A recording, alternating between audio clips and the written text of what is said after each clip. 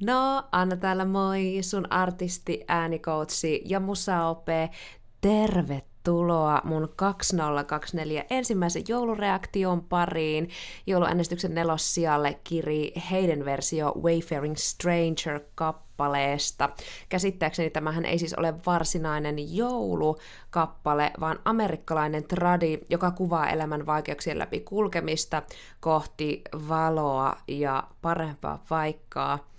Tavallaan ymmärrän, miksi tämän kappaleen voi siis myös mieltää jouluun kytkettäväksi kappaleeksi, sillä kyllähän täältä tekstiä tutkiessani löytyy aika kristillisiä teemoja, vaikkei Jeesuslapsesta nytten suoraan mitään puhutakaan.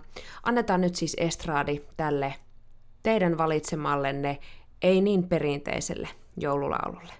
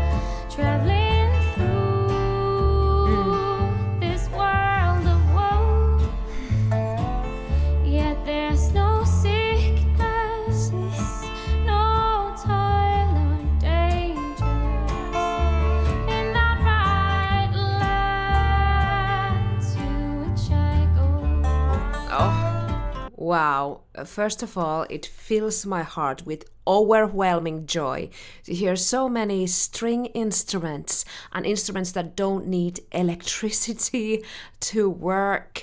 This truly acoustic soundscape just resonates with my soul so much. One can tell that these guys are very skilled musicians. The tempo is absolutely locked.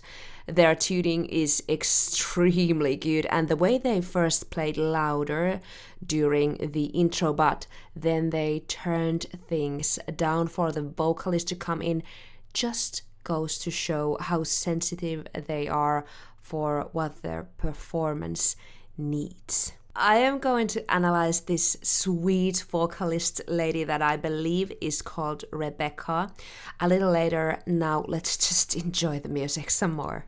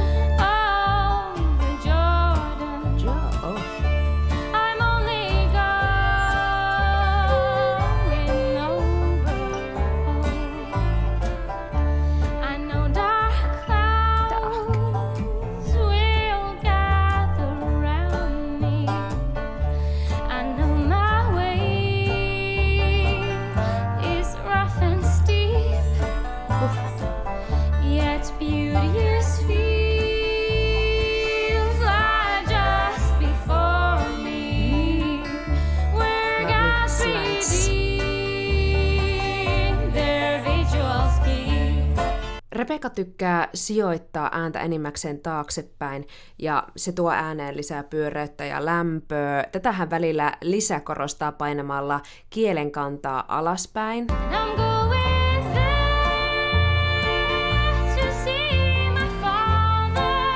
Tässä esimerkki, kun sijoitetaan tässä kappaleessa ääni taaksepäin, mutta ei paineta kielen kantaa alaspäin. Ja sitten sama homma, mutta lisätään vähän painetta sinne kielenkantaan.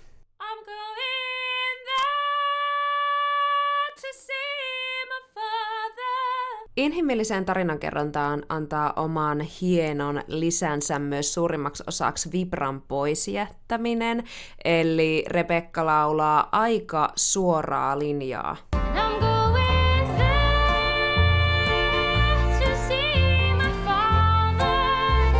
Tämä ei kuitenkaan johdu siitä, etteikö hän kykenisi laulamaan vibralla, kuten esimerkiksi täällä ekan kertsin lopussa kuullaan, kun hän avaa vikassa nuotissa ihanan koskettavasti nenäkanavaa ja laskee hallitusti kurkunpää vibraa mukaan.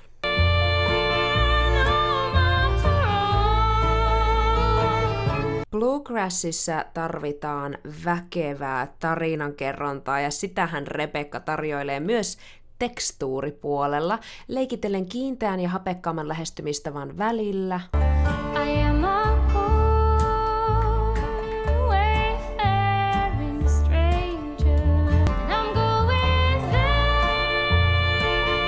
Sekä esimerkiksi aivan hienoisten jodel-efektien muodossa. Hän myös ihanasti nostaa volaa kertseihin ja toisaalta laskeutuu sieltä aina keskustelevammalle tasolle säkkäreihin. Oliko meillä nyt tulossa taas kertsi?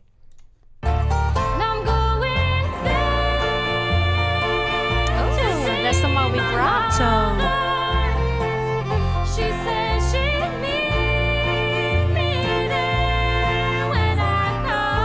Beautiful little ornaments.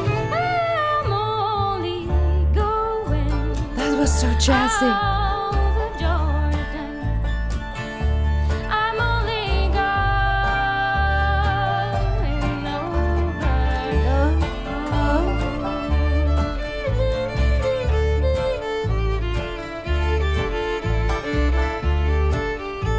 Viulusoolo.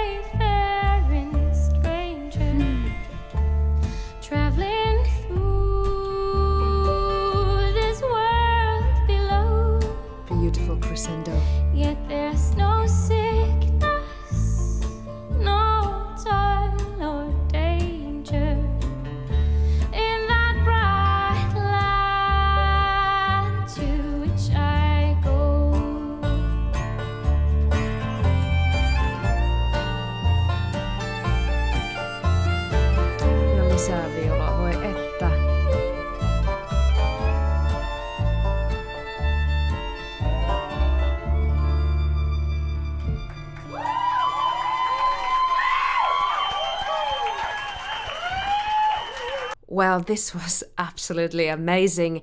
The way they all seemed so zoned in, playing in their own little musical bubble on stage, live. I felt like I was witnessing something extraordinary as Rebecca sang her heart out, eyes closed, yet looking so free and comfortable there. I really wish I was there to experience that actual live moment.